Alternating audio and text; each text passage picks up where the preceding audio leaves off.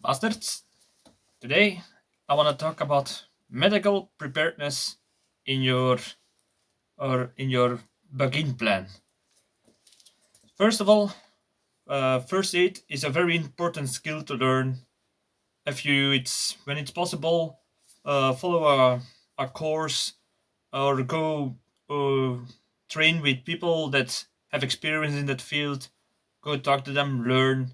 It's always important to learn first aid skills, and it's also important to practice with other people. So to learn new ways that they have discovered, or when you like, I don't know, want to refresh your memory.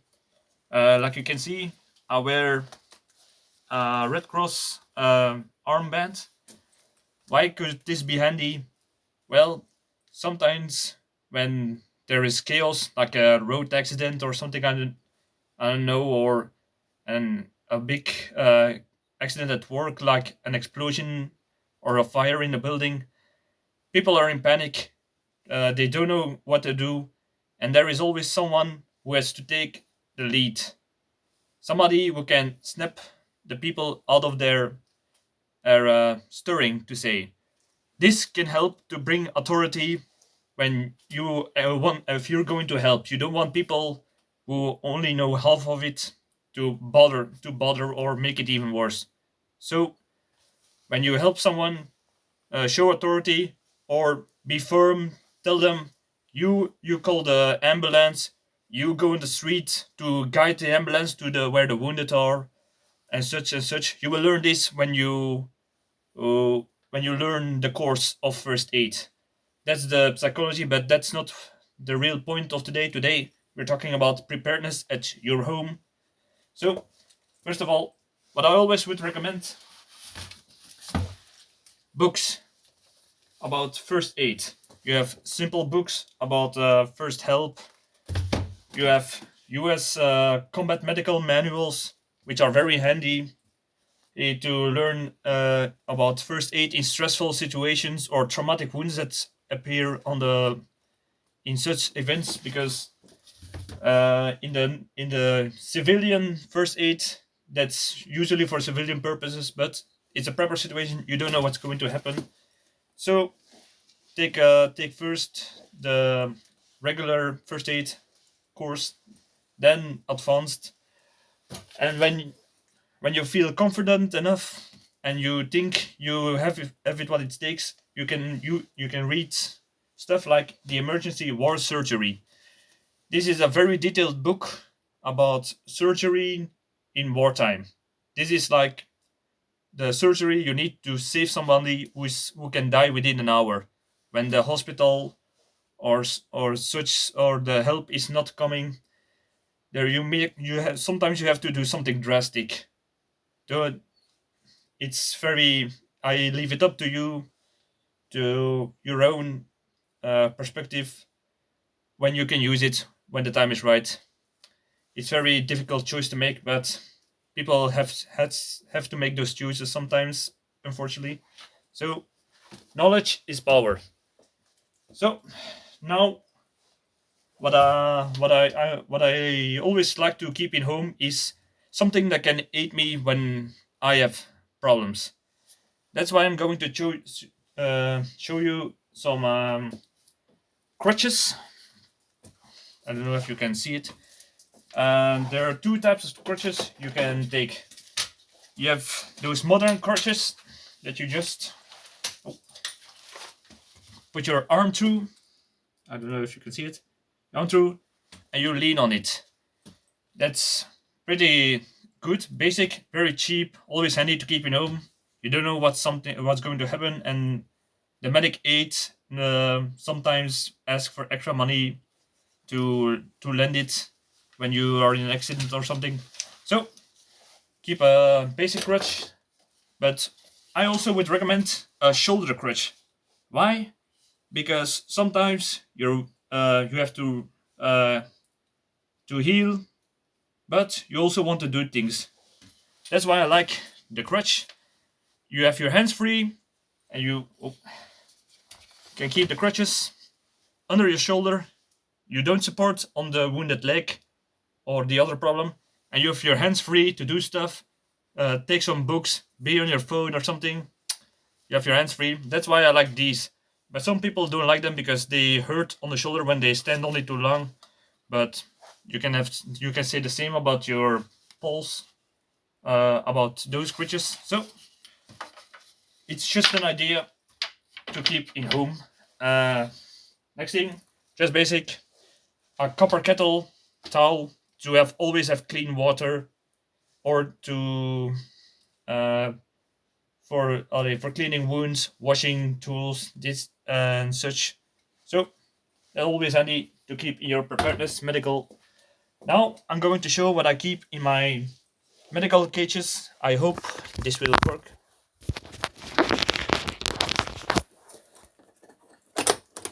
If you can see. First is this is where I keep my medicine mostly. You see, there is the basic medicine. I will go a quick view around it. I have my calcium vitamins, just in case somebody has some trouble with their digestives, or they need have a shortage of certain calories because of situations like there is not enough food or not diverse food enough in the area. Next, of course, cleaning alcohol to disinfect, several types, Israeli bandages, the ice power. It's something for sore muscles, or when you pull the muscle, you can write on it. It's like eucalyptus balsam. Other alcohol, something against anti-insects. When you get bitten by an insect and it starts to swell, you can lighten the pain, the itching, and the swelling of the bite.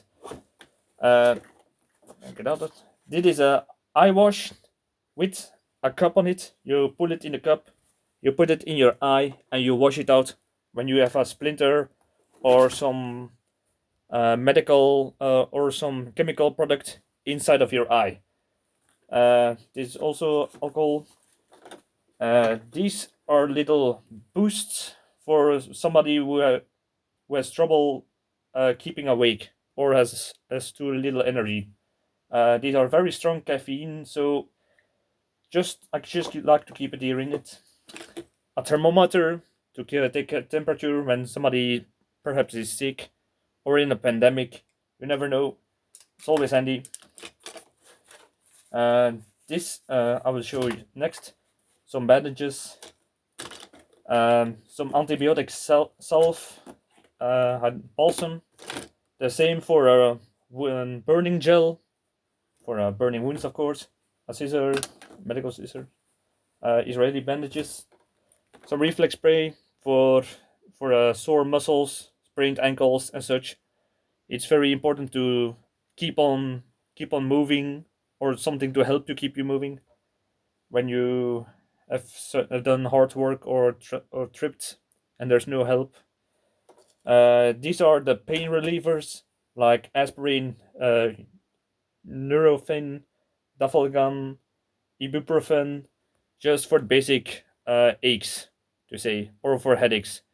And it's also handy for when somebody has an heart attack, because the like aspirin, the certain chemical will dissolve blood clots when somebody is at the risk for a heart attack. So you can give it when they start to feel not well, can save their life when medical help is difficult to reach or not on the way. Next, another batch of Eyewash, anti-diarrhea pills, because why would you have this?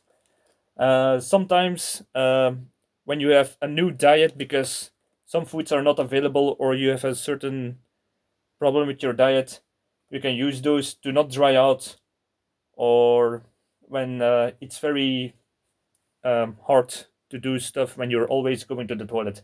Some gauze bandages. These are active carbon active pills for when somebody is has taken the wrong medication, or a toxic chemical, or something that is not good for the body, this will you take it in, it will absorb the poisonous chemical, and it will prevent or slow down that it's going to your system. So it's handy to keep such things in your preparedness medical stash. And ibuprofen. These are Yodium tablets. These are for nuclear, when there is a nuclear accident around, and you have it goes against the things. I don't know how to say this in English, but it will stop from a certain glands that will get infected with radioactivity. So when you live in Belgium, you can get this free in your local pharmacy. So ask for it. If you don't have it yet, it's free for every one time for every civilian. You just need to show your passport and ask for the medicine. They will always give it you for free. So that's the first pack. This is actually with the second pack. So I will first open this. If you can see this. This is a basic surgery packet. If you can see it.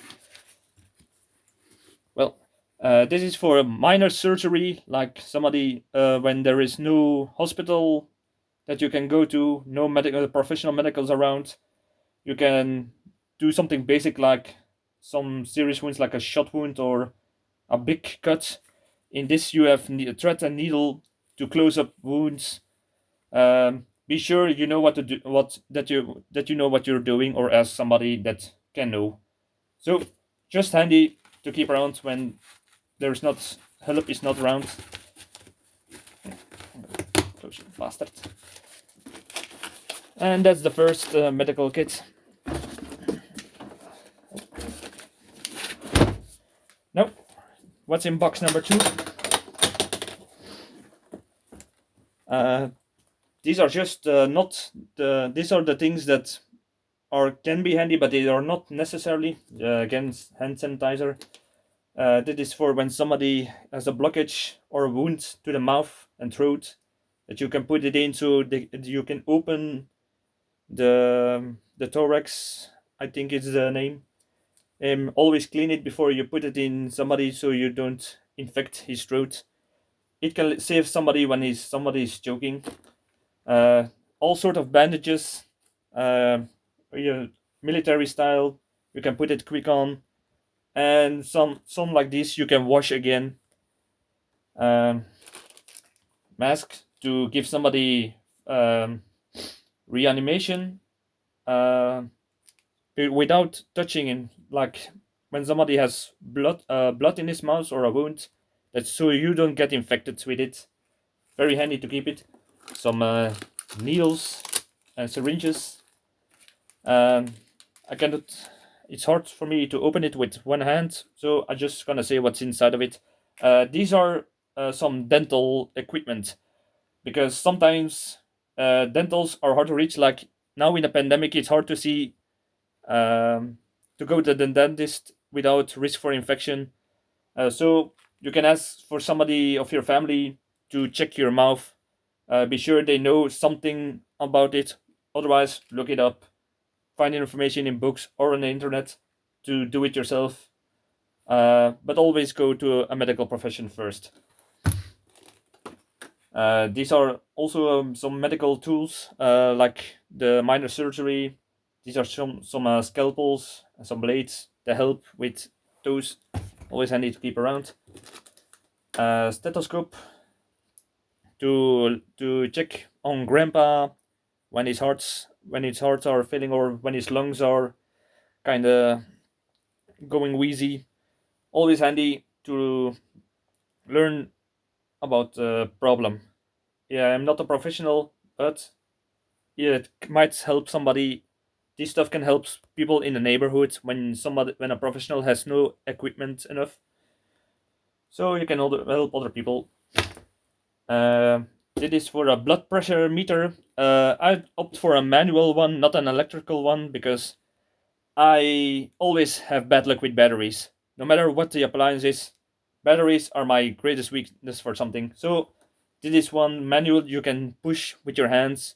It doesn't blow up by itself. So always handy to keep it around. Just some bandages, some tape bandages, I don't know what the English is, protective emergency blankets. So, and these are just some things that are double. And these are just some big gouges. There's a ventil plaster in it. Why? Because when somebody has a wound on his chest, you can close it off and open a ventil for when their lung is collapsed. That will prevent that air is sucked into the chest, in the hollow under the chest. That's very bad when that happens. You can improvise it, but in a package it's sterile. That's what in box 2. My last medical box. These are things that are not really necessarily, but they can be handy. Some people may laugh at this, but this is just difficult with one hand. Sorry. This is a universal water piss bottle, if you can call it like that. But you know the gist of it. So women and men can use this when they are stuck in bed and they need to take a wee. They can do it in this. Never underestimate it. They have to do it sometimes when they cannot reach the toilet. I always keep it, just in case. Some compressed gas compresses, emergency blankets, some tubes for people who have difficulty breathing, but I'm not yet received my oxygen machine. Some flashlights, head flashlight, so you can examine a person, his wounds, or attend his wounds, and you have both hands free. Very important in a medical case, I would say. A brace for your knee, because we all fall, especially during an apocalypse, I guess. So I always keep it just in case, to help people who have medical problems and cannot receive the right tools yet. And that is my last box. And then the last thing that I would say is this. I brought down my wheelchair, if you can see. This is a collapsible one, so I can put it in a car, bring it to a family, or put it on the cart on my bike and ride it to a family member who needs it. When I ever need one, I hope I never do, but I always find it handy to keep this. It's actually taking not much place in, because I use it as my desk chair. Always handy, because sometimes I just want to be a lazy bastard and ride around the house while sitting. So, very fun, always handy, and not that expensive. You can always help other people it, and that is what is important. You don't use first aid for yourself, actually. It is always for somebody else. So keep that in mind. You help somebody else and they will one day help you. Just one little tip about the wheelchair. I always keep a backpack on the back, because just fun, looks alright, and the most close stuff, the person that needs it can get out of it. Take it out of the bag. So